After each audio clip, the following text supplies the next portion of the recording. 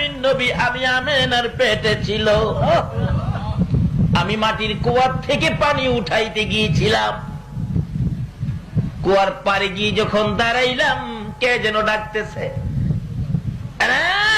জিবরাইল, আমার বন্ধুর মায়া আমেনা এত নিচ থেকে পানি উঠাবে আমি সইতে পারি না রে জিবরাইল। আমার বন্ধুর মা ওই নিচের থেকে পানি উঠানোর বালতি সারার আগে আগে রে নিচের পানিগুলো উপরে উঠাইয়া দে। মা আমেনা বলেন, এমনি সময় দেখি পানিগুলো উপরে উঠে গেছে। মানুষ যেমন নদীর থেকে পুকুর থেকে কলস বুড়াই, আমি আমেনা সেইভাবে কলস বুড়াইয়া বাড়ির দিকে রওনা হলাম। একটু পরে দেখি একটা ভাগ দৌড়া এসে আমার সামনে দাঁড়াইছে। আমি আমেনা থরথর করে কাঁপতেছি, বাঘ বুঝি আমাকে খেয়ে ফেলবে।